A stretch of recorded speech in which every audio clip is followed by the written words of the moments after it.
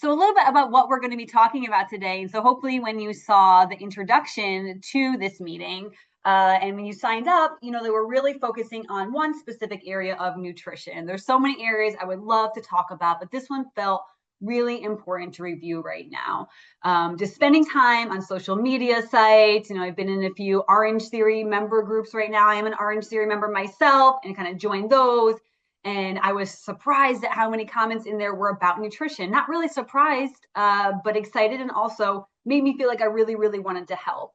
And then even in just my friends and family talking to me about some things, what I really wanted to start with was a webinar about the basics of macros and what they are and how they are a really interesting tool that helps you learn how to eat, how to apply behaviors to make changes, to make movement towards your goals. And so we're talking about macros tonight, how to calculate your own, get some information yourself, to understand the basics, to really get you started moving towards your goals. And so what are we going to cover tonight? Well, first, an introduction of myself. So my name is Dr. Jess Bachman. I have my PhD in nutrition with a concentration in exercise science. I am a registered dietitian. My current role is I'm the director of operations at Stronger You Nutrition. I am also, you know, important to note because I can relate to those busy parents out there. I am a mother of two. I'm very active. One of my current activities that I am setting some pretty big goals to do is I am a high pointer. And specifically, I am working towards hiking to the highest point of all 50 states. I've got 17 checked off so far. Got a lot of the big ones out west still to hit, but I hope to hit a few of those this coming summer. So if anyone else is a high pointer, let me know in the chat. Some of the pictures you see on the slide here right now, I want to chat about my personal experience with Stronger You. And so I have my PhD in nutrition. I have the knowledge. In fact, at the time I joined Stronger You as a member myself, I was teaching master's levels nutrition courses at the university that I was the assistant professor at. But sometimes knowing the information doesn't mean you actually know how to, or you choose to apply it to your own self. And so I have, top right corner there is my personal transformation working with Stronger You myself. And so I joined Stronger You when one of my former students became a Stronger You coach many, many years ago. And I had just had my second child. I was feeling exhausted. I was like, I know what I'm supposed to be doing. I'm not doing the things. Like I really felt kind of lost. I felt like I had kind of lost control of my own relationship with food, how I was approaching eating. My body didn't feel like the body I wanted to have or that I was working so hard with at the gym. I always prioritized the gym. I was still getting there, but I wasn't seeing the results I had been easy for me to get in the past. So I signed up to work with a coach within 2 weeks. I begged them to hire me because I felt so good. I had never felt so confident and in control of my nutrition myself. I made some big changes like increasing my protein, reducing my alcohol, prioritizing sleep, all these things I knew I was supposed to be doing, but I wasn't doing until I worked with a coach myself. And so you'll see my results. That's about 6 months of working with a coach over time.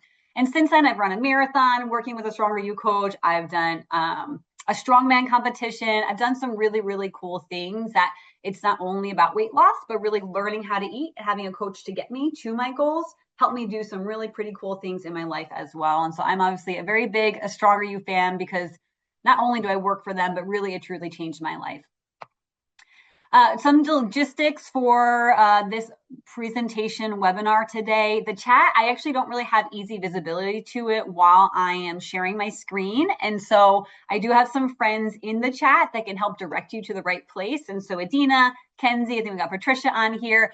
They'll be helping you out if you have some questions that they're able to respond to. However, if you have any questions for me, this Q&A button is where I will be reviewing questions at the end of the presentation. So that's the best space. If things come up anytime throughout the presentation that you have questions about that you want me to address at the end of the call, please add those to the Q&A button. Again, the chat box, now that I'm actually in presenter mode, I can't see that. And so I'll have you add them to the Q&A box, please.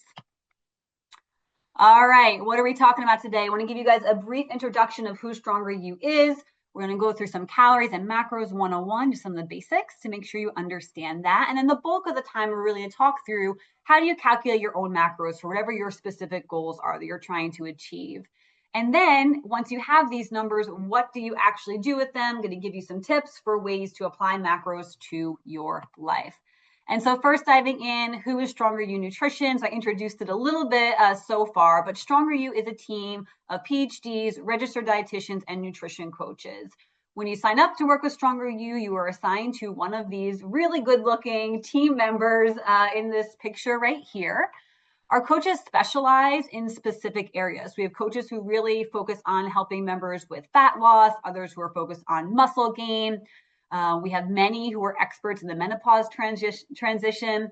That's a life stage that I'm personally going through myself right now and spending a lot of time in, and things change. The reality is things are just different during this time period. And so some things that used to work for me are not working anymore. I have to be a little bit more, pay closer attention to specific things that maybe I could get away with before. And so we have coaches to help lead you through the menopause transition. We have coaches who are experts on endurance performance or strength performance, again, doing things like running a marathon or doing a strongman competition. General healthy eating or longevity, right? Who wants to live just a longer life? You want to live a healthier, longer life. And then we have a few registered dietitians who have really done some extra training on support on anti-obesity medications, specifically, oftentimes GLP-1 medications, the ones that we're seeing most often. And so what does Stronger You do? Well, again, we work with members on whatever their goals are. We see a lot of members come to us for changes in body composition, so whether they want to lose fat, gain muscle. But the cool thing that we also see with a lot of these changes are those changes in performance. And so outside of what they see on the scale or how their body looks, being able to do things like more push-ups, perform better, have more energy to play with their kids, are all things we see with Stronger You members that work with our coaches.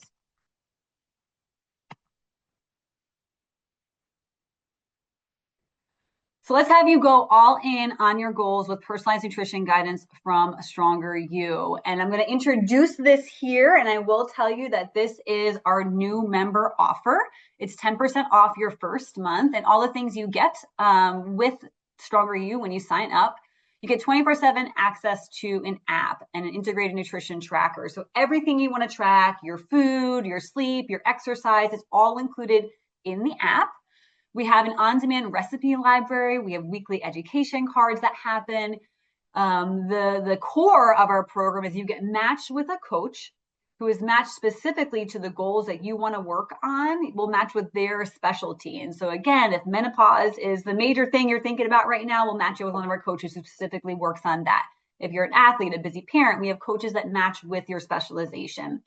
You get to message your coach in an unlimited fashion inside the app, and they'll respond to you. So as questions come up, you really have a coach in your pocket, and you get expert feedback. Sometimes we know the things, we need a little bit of support, but having someone else's eyes assessing what we're doing and giving us feedback can be a game changer. They can see things that you don't see about yourself.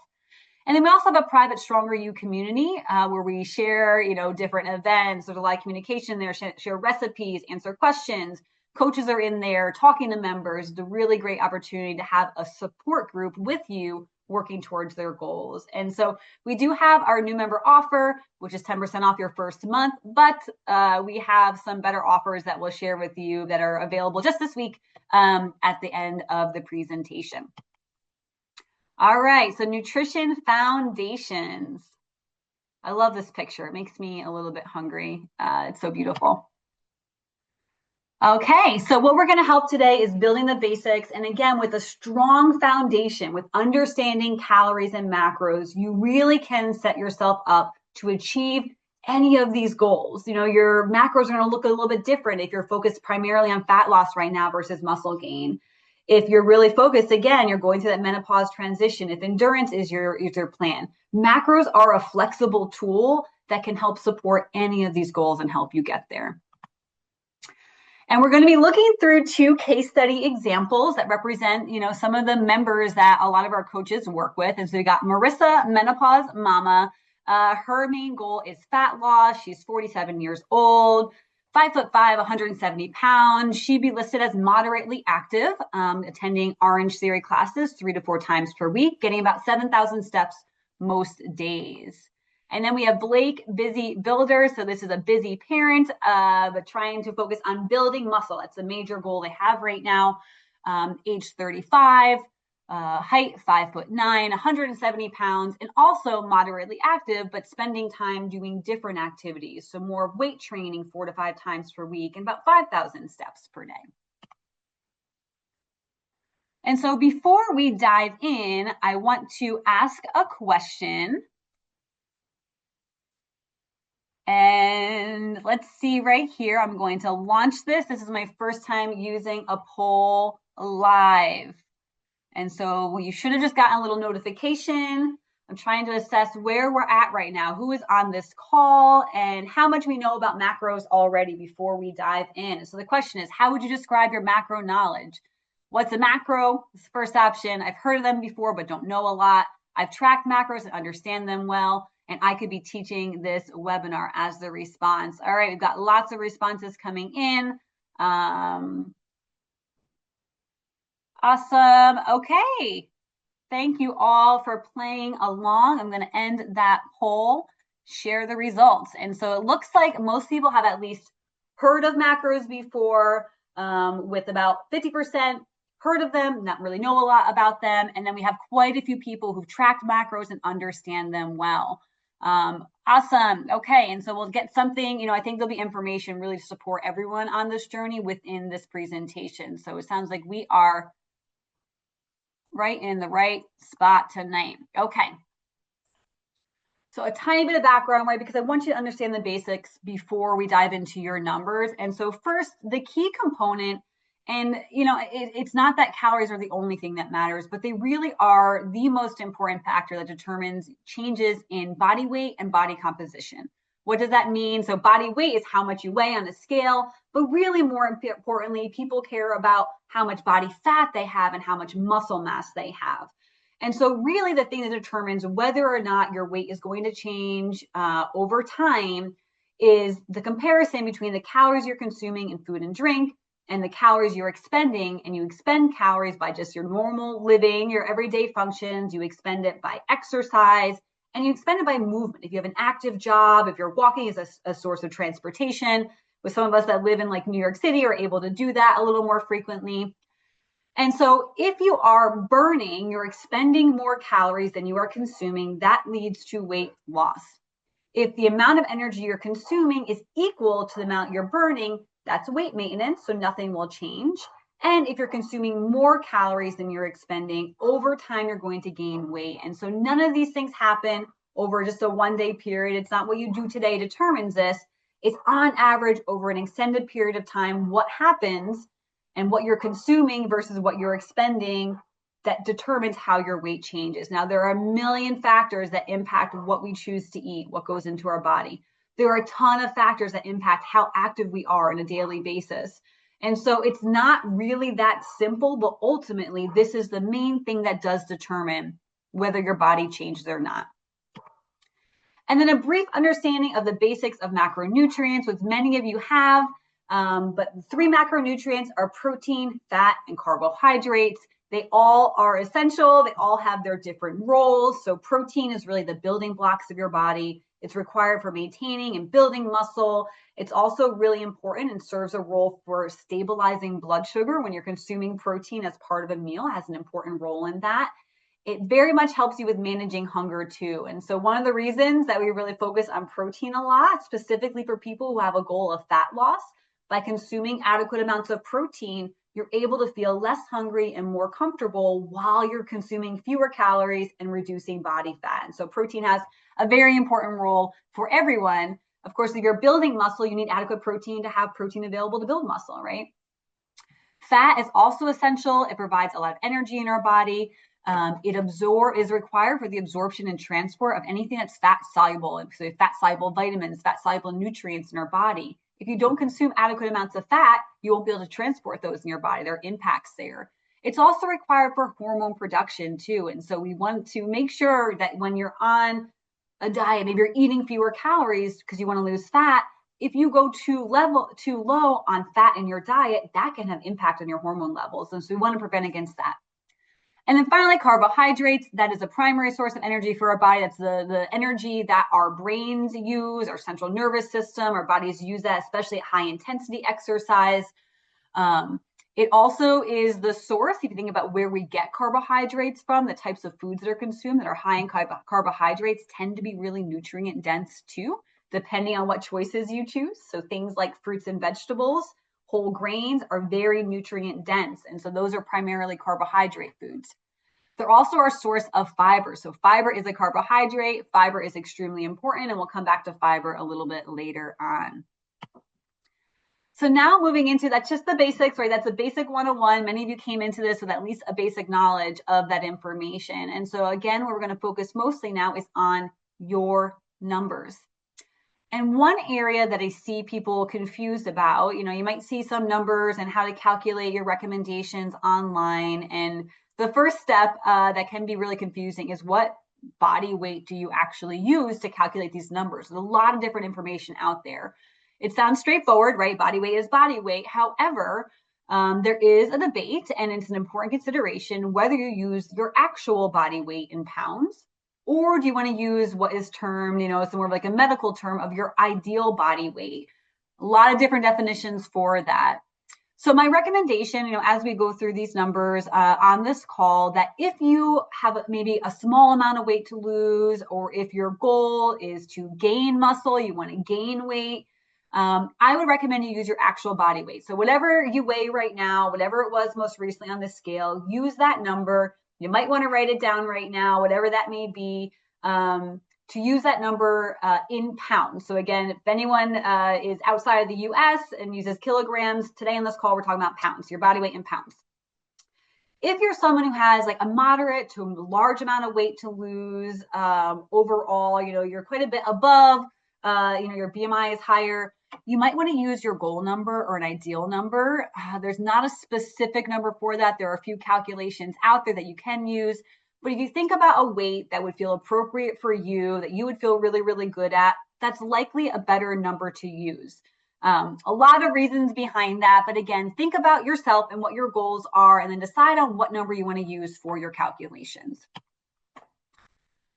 And then we're going to dive right in. So the first number we're going to work towards calculating is your daily calories. And so how much energy, how many calories you need to consume per day depends on your age, your height, your weight, your activity level, your body composition, and your goals, right? Because you remember from the energy balance equation, if you want to lose body fat, you've got to be eating fewer calories. If you want to be gaining muscle mass, you need extra calories to build more muscle. You've got to be eating more.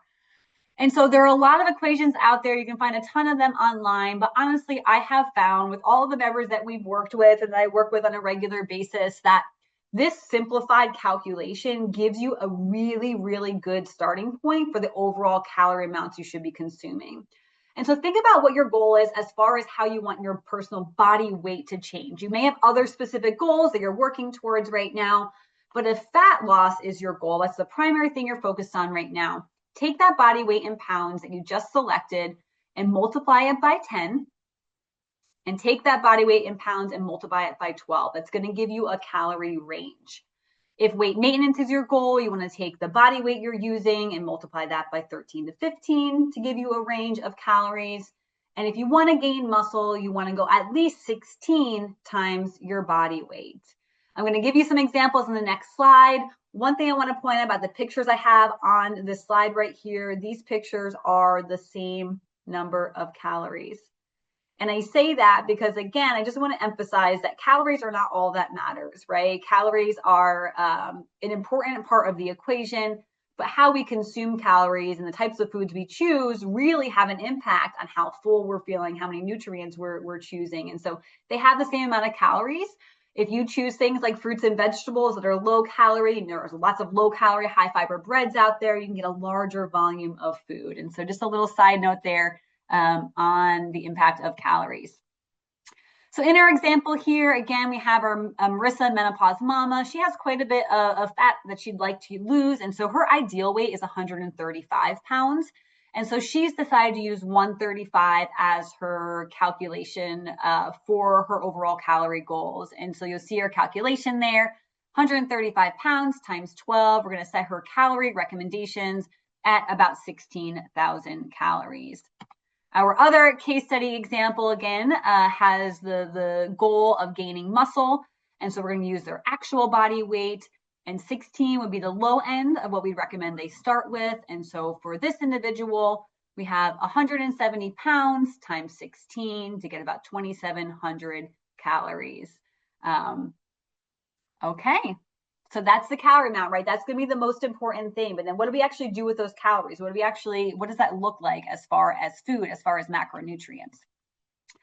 So the next macronutrient you want to focus on is protein. Why protein first? Where protein is so important, as we talked about, for maintaining and building muscle. It's important for performance. It's important for strength. It's important for satiety. It's important for so many reasons in our body. And so we first want to prioritize making sure you're getting adequate amounts of protein. And so the recommended range for protein is going to be, again, using that same weight you decided, whether it's your current weight or your ideal weight. You want to multiply that number by 0.7 to get the lower end of the range you want to aim towards, and multiply it by 1. So it is that number for the upper end of the range. And so for an example person that's 200 pounds, the recommendation for them would be to consume between 140 and 200 grams of protein. You'll see a whole variety of ranges out there depending on what Facebook group you're on or what you're reading for that day. However, if you look at the science, this is typically the amount recommended. Now, there is no issue with going for more. There's plenty of research that shows as high as 3.5 grams per pound is appropriate and not damaging, unless you're someone who has, kidney disease or some kind of issues there. However, when you talk about and think about actually eating food, this tends to give a pretty good range of what is appropriate for most people to obtain. Some of you who've been doing this for a while, 140 might feel like no problem. I easily got it. For many others, getting adequate amounts of protein to meet these recommendations can feel very challenging. And so I want to give you a few tips about how to get in protein before we move on to our next macro. This is just a recommendation for specifically how to get 140 grams of protein per day. And so there's kind of two different approaches. One, it may be really helpful to spread your protein intake out throughout the day through multiple meals and a few different snacks. It's really important that you do get protein in every single meal. Breakfast tends to be the meal that people really struggle with getting adequate amounts of protein in, so really focus there. Then adding in a snack that has a protein base to it, having a lunch that has at least 30 grams of protein, another snack that is protein focused, dinner, and then another snack that has some protein. And so typical snack foods, can be really high in carbohydrates, high in fat, but if you really are purposeful and try to fit in high protein snacks, you can pretty easily get to 140 grams per day. And now some people, really don't like to snack as much. That's okay. It's up to you. There's flexibility in how you hit these macros. So if you're not going to be snacking as much, having more protein at a meal, like 40 grams for each of your meals, is another way you can also get there.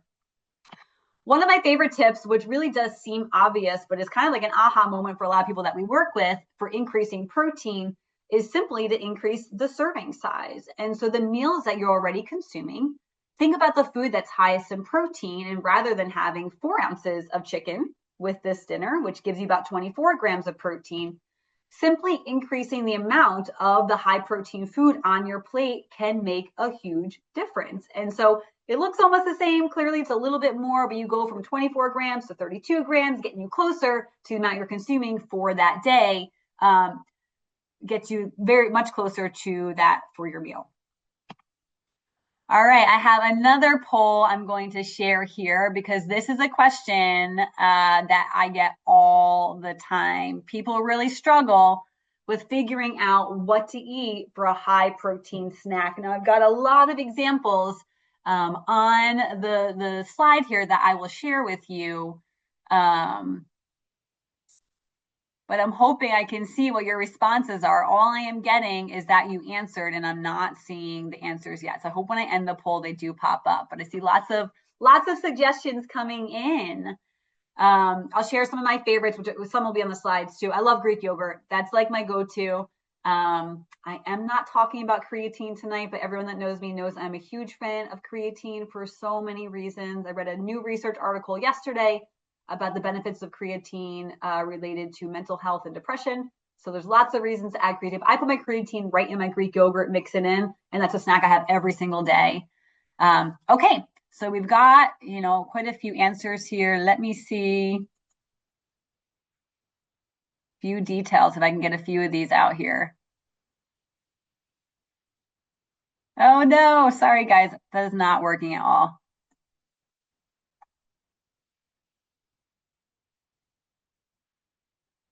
All right, I messed that up. So let me just share the other, my other slides again. And then I'll share with you the ones that I have. All right, I'll have to go back and look at all your great suggestions. I'm sure there was tons in there. So high protein options. The first slide represents protein options that maybe some of them, but others you might not think of as a snack. You don't have to eat what's traditionally snack foods ever. There are no rules. You can eat dinner foods for breakfast. You can eat snacks whenever you want. And so you can have chicken breast for a snack if you want to. Things like edamame, maybe you don't think of it as a snack, you think of it as a part of a dinner, but that can be a snack. Tofu. But things like hard-boiled eggs, some peanut butter on a rice cake, protein bars, deli meat, all of these things are really great options that you can carry with you, that you can just have available. And one of the most important things is just to make sure you have them at home, where you're not going to be able to reach for them and use them to help you get to your goals if you don't have them available at your house. All right, so the same examples again, going back to our case studies for calculating protein first. So we calculated calories for our Marissa, menopause mama, calculated calories at about 1,600. Then we took her weight of 135 pounds, got the range of what her protein recommendations might fall between, and then we decided to go with 115 grams per day. For our Blake Busy Builder, again, with the goal of putting on muscle mass, we have our calories at 2,700, calculated the range based on their body weight of 170, got a big range to aim towards, and because muscle gain is the goal, went towards the higher end of the range of 170 grams for the recommendation. All right, so we got calories and protein so far, and now moving on to fat. Again, fat is an essential nutrient, is an essential energy provider. We have to consume fat in our food. We'll talk next about carbohydrates. Carbohydrates you can create from other things in your body. There are essential fats you must consume in your diet. So it's really important you don't go on a super low fat diet because that can really be harmful to your body.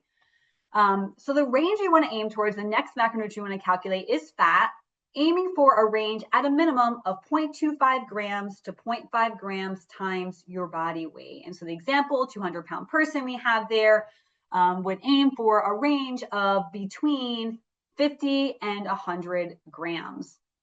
I have a little call here on the side, about healthy fats. There is a constant debate since I've been a nutrition professional, and every day that I read an article about nutrition, I feel like fats are always an important topic here. I grew up in the very, very low fat snack wells time period when I was in high school and went to college. I remember seeing everything was low fat. We've turned around. We now know that fat is super important. It's recommended.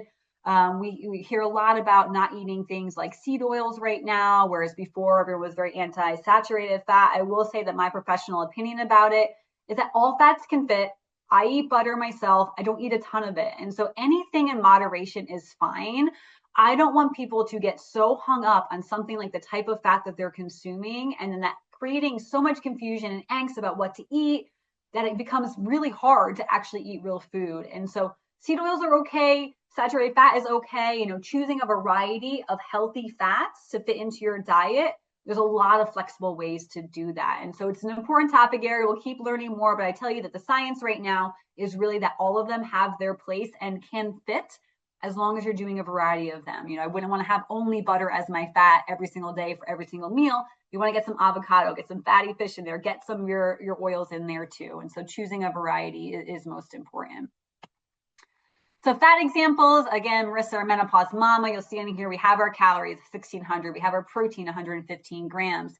Calculated the range for fat grams and ended up with choosing about 65 grams for her diet.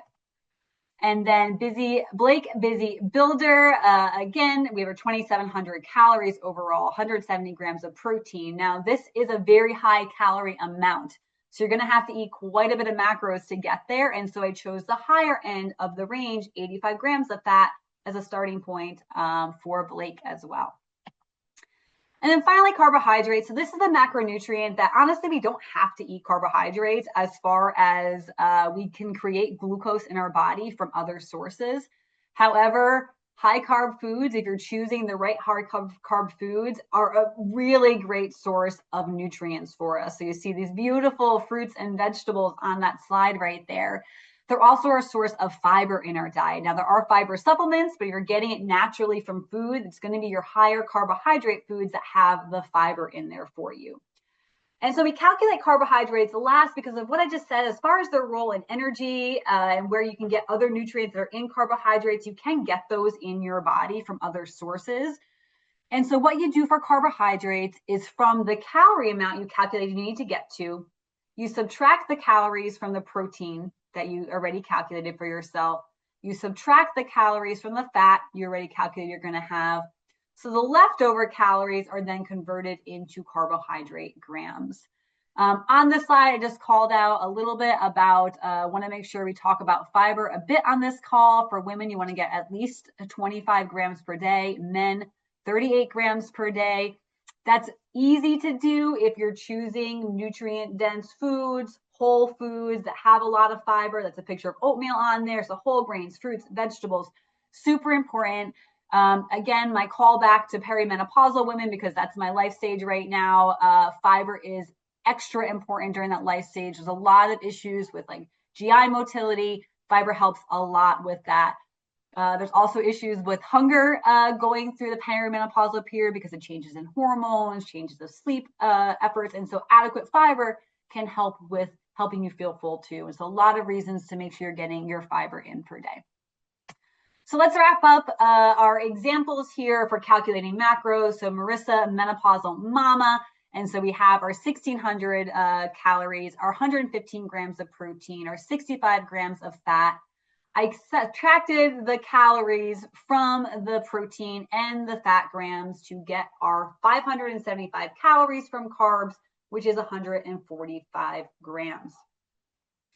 For Blake, our busy builder, again, 2,700 calories. And so it took from the 2,700 calories, the calories from protein, subtracted the calories from fat, and that left us with 1,200 calories to be going towards carbohydrates, which is 320 grams of carbohydrates.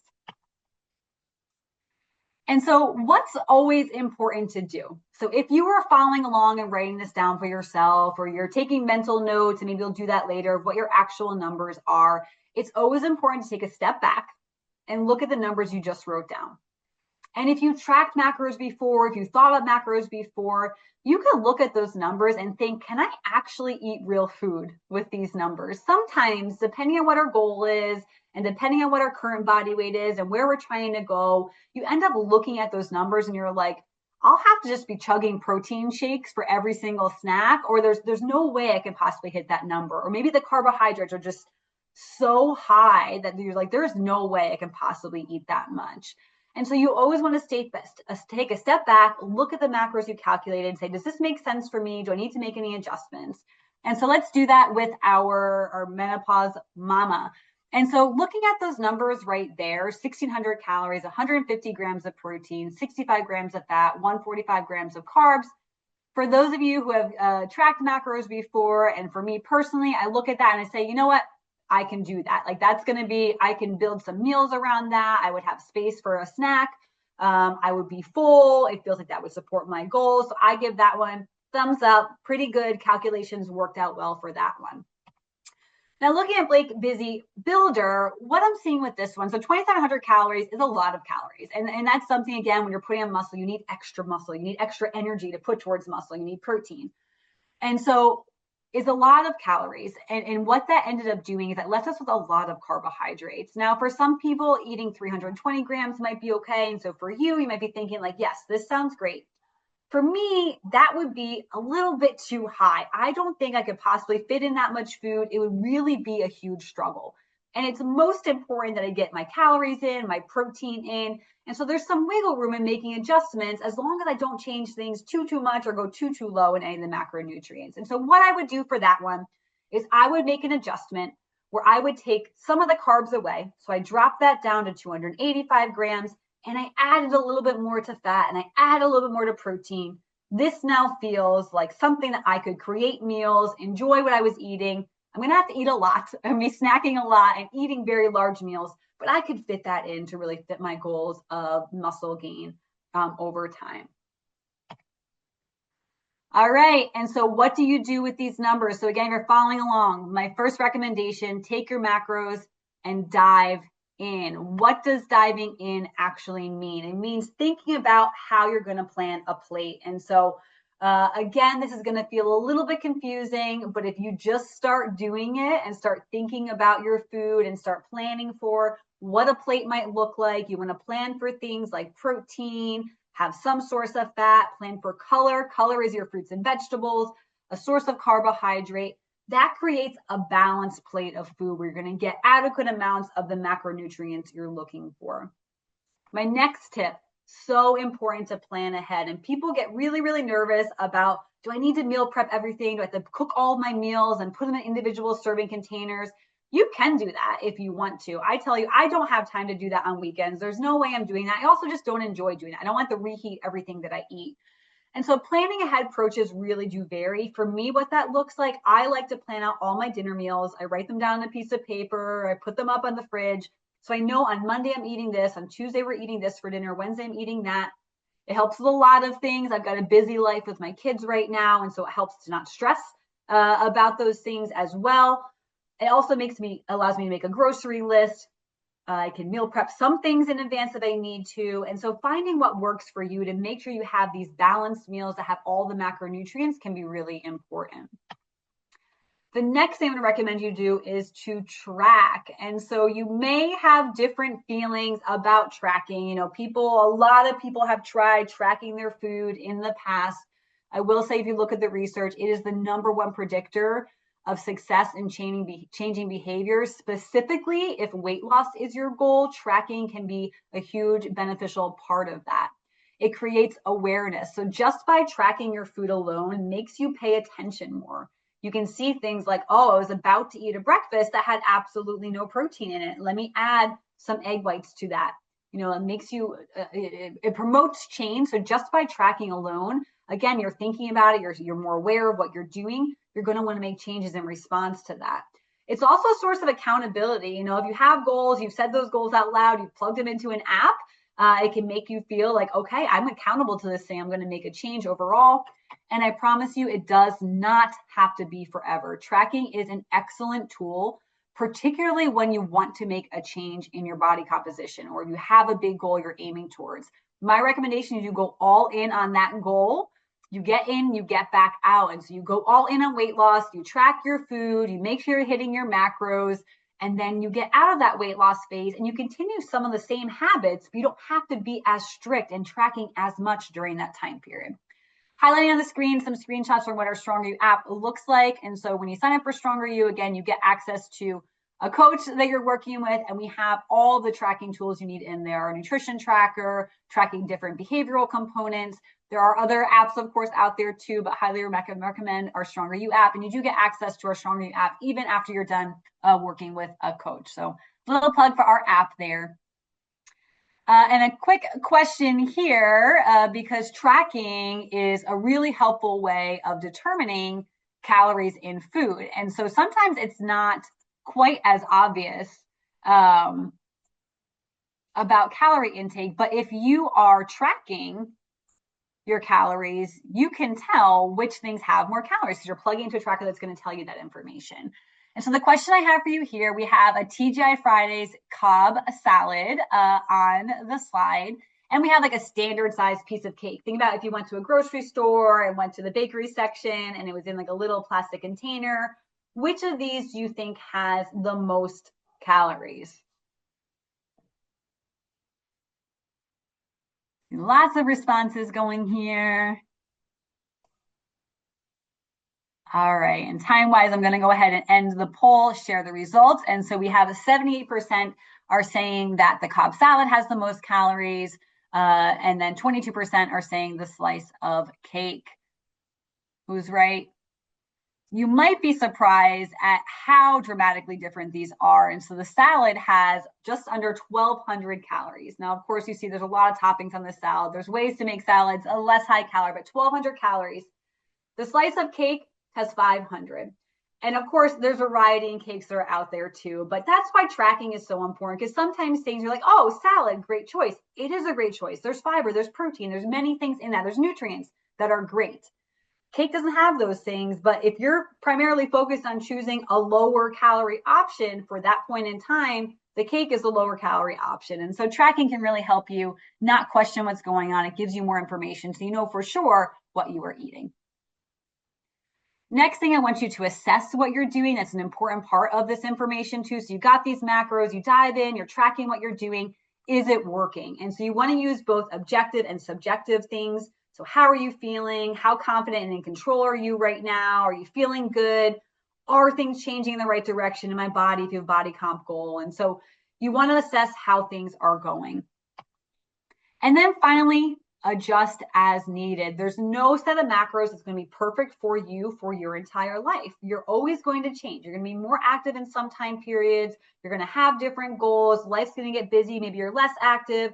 You're going to the gym more. You want to gain muscle for a few weeks, and then you want to go into a fat loss stage. Things are constantly changing. And so it's constantly thinking through, what am I doing right now? Is what I'm doing working? Do I need to make an adjustment for a new goal? How can I change what I'm doing? And so it's constantly a cycle of adjusting what is not going well, or if something is changing, you have a new goal. And so I want you to dive in with your macros, start planning some meals that have all the macros in there. I want you to track them, really aim to do that.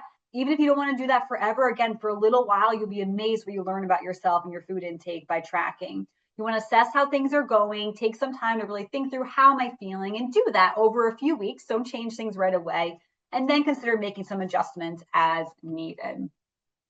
So 3 things to do after this call. Again, you have access to our macro calculator, which is really what I reviewed for the majority of this call. It will be in the email following the call if you did not get access to it beforehand. That really helps you calculate and walk through the steps of determining your calorie macro needs. I want you to track your food and habits. Again, create some new habits, increase your awareness, gather the information, and make adjustments as needed. And then third, I would love for you to work with our Stronger You coaches. Really, when you work together, I'm recommending it not just because I work for Stronger You, but Stronger You works, right? These are some of our members we're highlighting, before and afters. You can clearly see the physical changes. We work with a variety of members across many different life stages.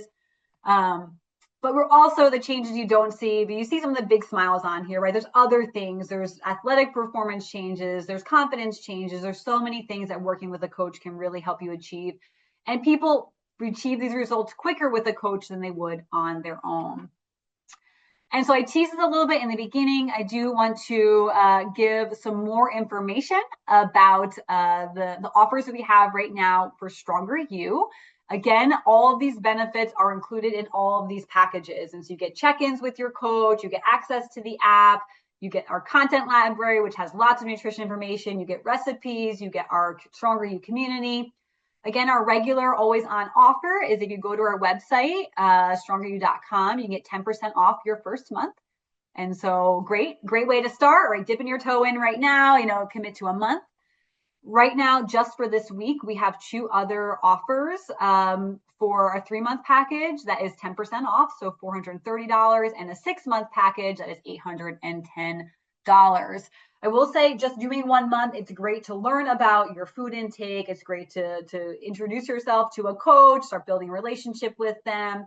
You're not going to see a ton of change in just 1 month. Now, if weight loss is your goal, you might drop a little bit. But if you really want to focus on change, committing to a 3-month package at this reduced price is what I would highly recommend. You're really going to see some huge changes in behavior. It takes at least 8 to 10 weeks to really create a new behavior. You'll see changes in your body. You'll create new behaviors that feel good to you within the 3-month package. And if you're truly committed, purchasing the 6-month package, we don't do these longer term packages and deals. That's the best deal. It's 15% off.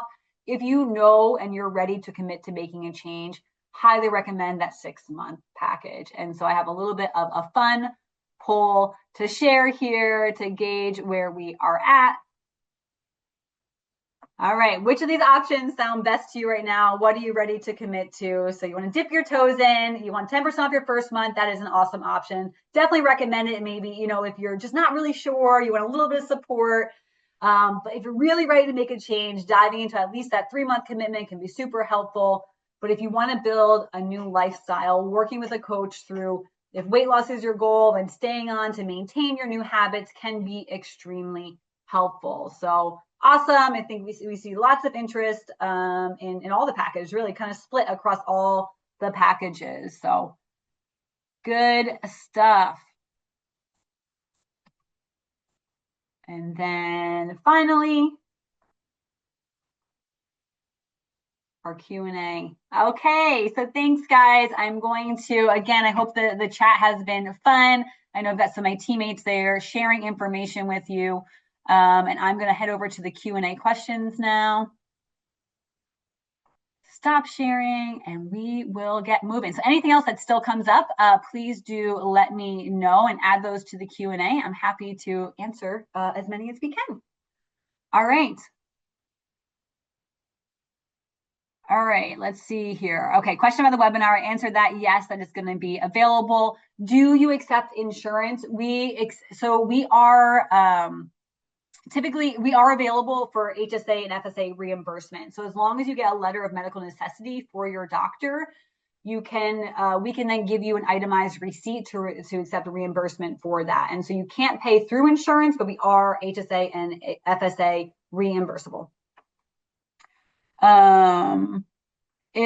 Question. If a food item is high in fiber, does that even out the carb count? Some items claim net carbs far lower than the actual carb count due to high fiber. Is that legit or just a marketing ploy? So really, really good question there. Absolutely. So it is legit and it's a marketing ploy, right? People are definitely using high fiber to say things like this is way fewer calories, it's way fewer carbs overall, which is true. And so fiber does provide calories. However, fiber provides much fewer calories, and it's about 2 grams, 2 to 3 grams of carbohydrates in fiber compared to other carbohydrate sources, which are 4 grams. However, the calories that fiber use is only broken down in your gut. And so it can only work there. And so it feeds your gut bacteria. And so we don't actually use the energy from fiber in our body to do things like have energy in our body, or it doesn't get stored as fat in our body. It doesn't get released into the bloodstream as glucose because the energy that's provided by fiber is used in your gut bacteria. And so I used to work, one of my jobs during my PhD was in a diabetes clinic for children. And so we did tell them to use net carbs because when you're doing something like dosing insulin based on how much your blood glucose is being raised, fiber doesn't enter your blood glucose. It doesn't turn into glucose that's then absorbed into your blood. And so you don't want to count those carbohydrates towards the glucose in your blood because it doesn't happen. And so you can be at risk of giving yourself too much insulin because blood glucose doesn't get that high. And so it is true. There's a lot of these foods are adding tons of fiber. So it's not correct that we get 0 calories. And so sometimes the calculations on the packaging is a little bit off and they reduce it a little bit too much for what I would consider is appropriate. However, it is real. Net carbs are real though. So great question. I know that's super confusing. Question from chat. Can you address the role and safety of creatine supplementation for fat loss? Yeah, so I love creatine. I keep saying I need to get a creatine sponsor because I talk about it so much. So in brief, creatine is a component that we already have in our body. Our bodies use creatine as a source of energy. And so creatine has a phosphate group added to it, creatine phosphate. Basically, the bond between creatine and this energy phosphate group, when that bond is broken, it releases energy really, really fast. It's this really quick source of energy in your body. And so creatine, where most of the previous research on creatine has been, is for its role in helping with things like very quick sprints, very quick lifts of weights. And so what people have used it for is in strength training. By increasing the amount of creatine phosphate you store in your body, you have more energy to lift more weight and to get stronger. That's where traditionally the research has been. This is one of the most well-researched evidence-based supplements out there. What the new research is finding, again, there's a lot of information about creatine and its roles in mental health overall. So depression is the one I read most recently. There's benefits in endurance performance, because anytime you're jogging in a steady state, but then you want to sprint a little bit, you need a burst of more energy to start going faster. And so creatine phosphate is really, really helpful for that. And so there are a lot of things, like I've done an entire podcast and blogs about creatine before that you could look up. You can do Stronger You blog creatine, that will come up. And it has absolutely been found to be safe. We already have creatine phosphate in our bodies. We have it in an amount that's not at the maximal optimal levels. And so by taking creatine on a regular basis, it allows you to max out your stores and have more available. And again, we're finding more and more evidence about the roles in your brain and other parts of your body too. So definitely safe. And consuming it 5 grams per day is plenty. So most of the research shows 5 grams per day. Again, I just put it in my Greek yogurt, 1 tiny scoop of a white powder. It's super inexpensive. Highly recommend it. Question. Okay, yes, about the video. Yes, we're getting a video post call. I see that one in there again. Really great question here. So I work out early mornings. I get up and go. Is it better to work out on an empty stomach, or should I have something small? So Sylvia, thank you for that question. This is something that people ask all the time. And so I'm so glad you asked it, because it's a question from a lot of people. It really depends on personal preference. So the most important thing to think about when you have your goal is overall, what are you eating throughout the entire day? It matters less specifically what you're having before or after exercise. Now you can choose to have specific things before and afterwards if that helps you meet your total daily goal, but it's less important than meeting your total daily goal.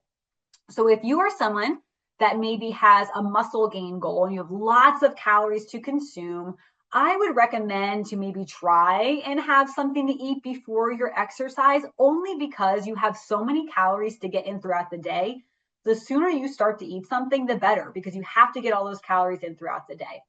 Now, if that is not your goal, you do not have to eat anything before your exercise for any performance reasons. Now, as long as you're having a big meal the night before, you're having a snack before bedtime, your body has access to that energy very easily and very readily through having it stored in your muscles already. It's going to be circulating your blood from that, so you don't need to. The other thing I want you to think about, though, is how you feel. And so I honestly used to be someone, my stomach felt really uncomfortable if I didn't eat something. I felt like I had I don't know, I could feel like the water and the acid kind of moving around in my stomach. So for me, I would have something like a very small granola bar before I worked out. I used to be a 6 a.m.er or 5:30 or 6 a.m.er.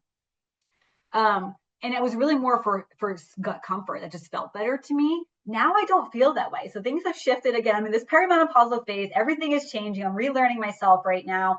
I actually just went to an Orange Theory class. I don't typically go in the mornings because it's 40 minutes away from me. But I went yesterday at the 6 a.m. class. I did not eat anything in advance, and I felt great. And so my body has changed over time. So think about your overall goals and what you need to do to get your total macronutrients in throughout the whole day. And then you have, sorry, I'm getting notifications from the chat right now. And then also just your personal comfort. And so you don't have to do what's comfortable for you, and maybe try some different things out and see what ends up working best. Great question. Sorry, I wish I would have saw this one earlier too, so I could respond with your numbers. What's a moderate amount to lose versus a lot? And so that goes back to the slide about choosing whether to use your current weight or your ideal weight. There's not a specific definition. And so really, I would say maybe 20 pounds is a good guide. I would run, if you don't mind doing math, I would run the numbers for your current body weight, and I would run the numbers for your ideal body weight. See what the macros look like, and then you can kind of use those as a guide for you. And so there's no specific science about that. If you look in research, it would probably say, it does say BMI above 30 for sure you want to use an ideal body weight. But I found in practice, it's because BMI is flawed. It doesn't take into account how much muscle you have. It's really a feel. And then once you calculate your numbers, if you use your actual body weight and you calculate your numbers and you're like, that just feels like a lot of food, it's too much, you can adjust those down a little bit. Maybe calculate with your ideal body weight. Question, can I work with a coach in my city? I'd like to meet in person. We do have coaches throughout the whole US. We have a few coaches in Canada too. And so Shauna, you could, when you sign up, you could definitely ask if there's someone in your area. Now everything is it's virtual to allow for ease for that, right? Because we don't have a coach in every single city or anything like that. But if you put in your intake form, and that's something you'd like to try and get matched with, our member experience team, they get your information, your intake form, they review it all, and then they match you with the coach that's the best fit for your goals and other things you have in there. So there is open text box opportunities in that intake form. Just write in that you'd like to work with a coach that lives near you, and they'll do their best to do that. I don't know, without remembering where you're from. I'm not sure. I can't promise that, but I can say we definitely can try. How do I know if I should focus on fat loss or muscle gain? I'm 100 pounds, but I have a body fat percentage of 32%. I'm not overweight, but I have a high body fat percentage, so I'm not sure what to focus on. So it's going to be personal preference in some ways. So I can't, it's hard for me to decide on what the goal is for you. And so I think about, when you think about your overall health and kind of where you want to focus and what your exercise levels are like, for me, just from the information I have on there, I would likely focus on building muscle first. Again, I know nothing about your background or what your exercise levels are, but if you're someone that is active already right now, I would want you to focus on putting on more muscle mass. I typically like to recommend that before people start dropping body fat. But again, I don't have your height, I don't have your exercise levels, so I'm sorry I can't help more. For sure a coach could, right? Your coach really dives in and asks those questions. So if that's something that you really, you're not sure where even to begin, that 1 month of coaching might be a really good opportunity. And then you can stay on longer with your coach. If you really connect with your coach, they can help you through a longer term movement towards your goals. 140 versus 200 grams is a wide swing. How do you hone in on the right number for you? Or is anything else in that range going to work? Anything in that range is going to work. And so it really is, it's, nutrition is a science. There's a lot of science, there's a lot of art behind it though too. And so it's, what I recommend is you choose a number, you dive in with that amount. And so let's say you start with, I'm going to start with 200 grams of protein. Just try and do that. See how you feel. I felt amazing when I first joined Stronger You, I wasn't eating that much protein. So I had 135 grams was my recommendation for my coach. I was like, that feels like so much protein. There's no way I'm going to do that. And then as I dove in and started doing it, I realized I felt so much better eating that amount of protein. I felt so good. I felt so full while I was losing body fat that I was like, I ended up asking a few weeks in, can I have more protein? Like, could you up that a little bit? And so it really is, it's this art, and then you dive in, you try it, you assess how you're feeling. And so I know that that's not the specific answer you ever want to get, but as long as you're within that range that's recommended, you're going to be at a good enough spot to begin. Dive in, do it for some time, and then make adjustments as needed. Awesome question. Is there a ceiling on how much protein from one meal can be used for the body for building muscle? This question is out there all the time. You're not alone in asking that. The answer is no. Your body doesn't, if you're consuming protein takes a while to digest in your body. It absorbed over time. If you eat a very, very large amount, it might just sit in your gut a little bit longer because your body can only absorb so much, but it doesn't just disappear. It doesn't go away. It stays there, and your body will slowly absorb it until it's all absorbed into your system. And so that we get that question all the time. There was some thought that maybe if you consume more than 30 or 40 grams, it just, went through your body. It doesn't. We know that now. Science has definitely proven that there's not a ceiling. You might just be uncomfortable if you eat like 100 grams at one time, but some people can probably do that. And so spreading it throughout the day is probably a better option for comfort overall. There is some benefit in consuming protein in boluses throughout the day, because every time you consume at least 30 grams of protein, you do stimulate muscle protein synthesis. I could do a whole talk about that, and I have done a whole talk about that. And so those are details we didn't get to on this presentation today, but there is some benefit to having it in like 30-gram increments throughout the day, because every time you eat it, you get that stimulus of muscle protein. But having more at one meal is no problem at all. We know from research now that's not a problem. I'm getting a lot of questions about what brand of creatine do I recommend. I honestly just it's creatine monohydrate, so make sure you're getting that form of creatine. I just get mine from Amazon, and I think it's NutriCost is the brand that I use right now. But I kind of just, anything that's creatine monohydrate, I buy different brands all the time, so I really don't have a specific one to recommend.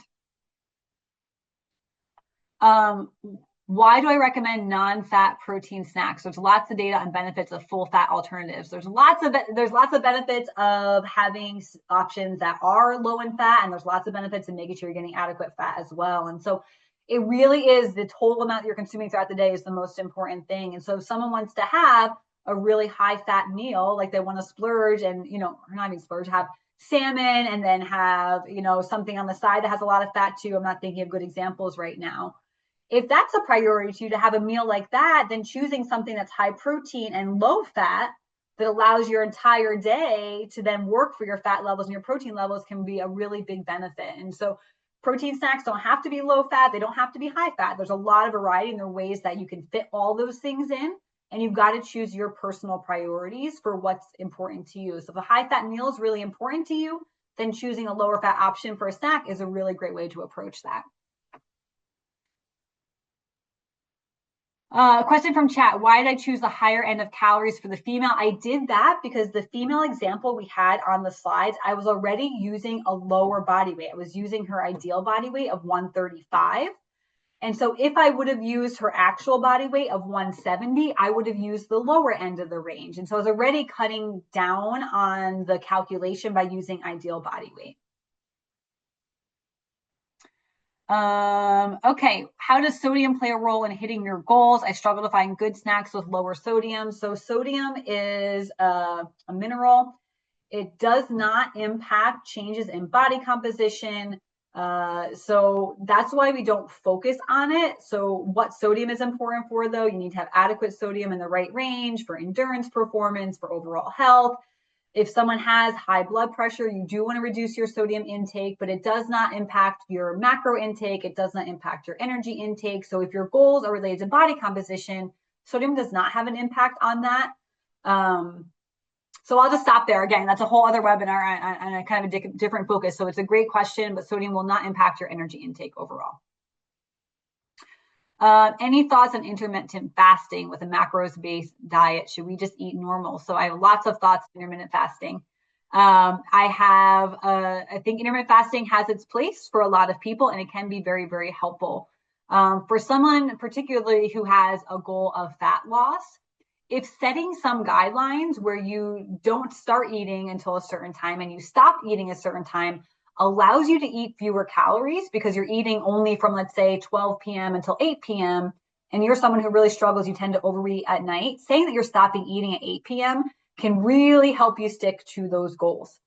Now, if you're someone like our builder who has 2,700 calories eat throughout the day, it is very challenging to get that many calories in such a short period of time. And so intermittent fasting, generally, and I've spent a lot of time reading research on it. Most of the research, you're always going to have some outliers on there. Most research shows that there's really no additional benefit with intermittent fasting compared to following a reduced calorie diet if we're talking about fat loss overall. And so, but it can be a good tool. It's definitely something that I tend to push my breakfast back until about 10 a.m. That works really well for me. And then I do typically try not to eat after dinner because that just works best for what my goals are right now.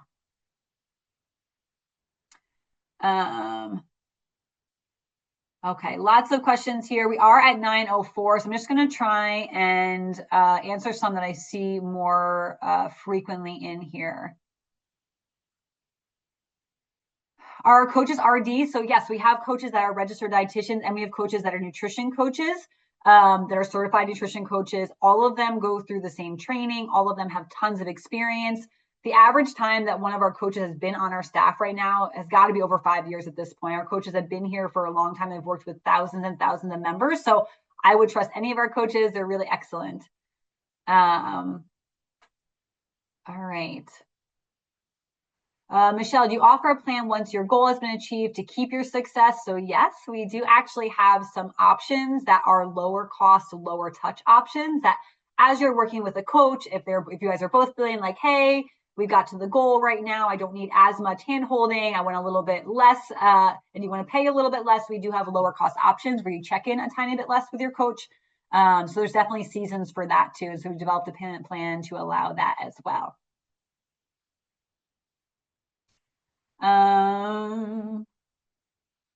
Yeah, sorry, the calculation protein grams is multiplied by 4, not 0.4, by 4 calories, and fat grams are multiplied by by 9. And so, so I wish I saw all these questions earlier. And so for every gram of carbohydrate and every gram of protein you consume, there's 4 calories for every gram. For every gram of fat you consume, there's 9 calories for every gram. Barbara, great question. Do numbers change as people age? Likely, yes. So now if you kept your same muscle mass, if you're working hard at the gym and you kept your same muscle mass, if you kept your exact same activity level, potentially they wouldn't change. But we do see that just over time, people tend to lose muscle. You know, our hormones change with women going through menopause with lower estrogen. Estrogen is protective of muscle mass, is protective of bone. And so as that decreases, your muscle mass tends to decrease over time. That happens with men too. You know, we typically see a peak in muscle mass around age 30 and then tends to decline over time. As your muscle decreases, your calorie needs throughout the day are decreased over time. We typically find that I know I am, with my life being so busy right now, I'm not nearly as active as I was even 10 years ago or even 5 years ago, to be honest. And so as activity changes, you will likely need to consume less food.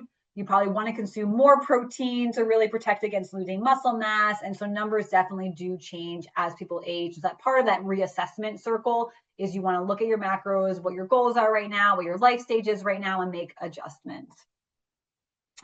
Does stronger you support individuals who have had bariatric surgery? Absolutely. We actually have 2 of our RDs previously worked in bariatric surgery clinics. And so they have a lot of information about that. So for sure. And I think, quick question, if you want to participate as a couple, could we use the same coach? Absolutely. Let me answer this one last question because it's a good one and we get this question all the time. Is it possible to build muscle and lose fat simultaneously? How would you calculate macros for that? And so that's the dream, right? For a lot of people that want to change how their body looks. They want to be able to see their muscles more, right? To be able to see the physique that you build. That means building muscles. So there's muscles to then show when you lose the body fat that's on top of it. It's not impossible. And so particularly for people who are new to exercise and new to strength training, you tend to see this new effect where it's easier to build muscle and to maintain muscle with your strength training program and with using adequate protein intake. And so we do see that people, again, new to strength training, that on a reduced calorie diet, they can still put on muscle. It's something that absolutely can happen. Generally, though, I highly recommend that you think about your goals on a much larger timeline. You know, think about over the next year, the next 5 years. Where do you want to get? And I would choose to periodize the timing to have time periods where you're really solely focused on building muscle. And that is your major goal. The reason being, again, going back to the energy balance equation, to build something, to gain weight, to gain muscle, you have to have extra energy coming into your body. And so to consume extra energy, to have more protein, right? That's really where you need to build new muscle, right? The energy comes in, the protein comes in, those amino acids are broken down. You have extra available, your body's not using elsewhere, you can build muscle, right? Because you're strength training. The opposite needs to be true for losing body fat, right? So your body has to know. And what happens with losing body fat, if you're consuming less than you're burning, your body says, wait a second, you're not eating enough food. I've got to get energy from somewhere to support what I'm doing. And so it breaks down your fat stores to provide energy that you're not getting from food. And so they really are 2 separate goals. And so I would think bigger, you know, like right now you can think, okay, what is my primary goal right now? Do I have a specific thing I'm aiming towards in a month from now or 2 months from now? Focus there fully, like go all in on that thing. Now, if fat loss is your thing, work really, really hard by lifting heavy weight, by eating adequate protein to maintain muscle while you're losing body fat. Use that as your goal, go all in on that. And then, you know, when you make some progress, you don't have to get all the way to your goal, but if you at least make some progress and you're like, you know what, I'm ready to really focus on building muscle right now, spend most of your year building muscle. Muscle building takes much longer than fat loss takes. And so really focus on that for at least a few months, see how you're doing, you know, lift heavy weights, adequate protein, and then go into another fat loss stage. And so it's much more effective to kind of focus on one solely and then switch to the other one. Okay, friends, we are at 9:10 in the Eastern time, which is definitely close to my bedtime.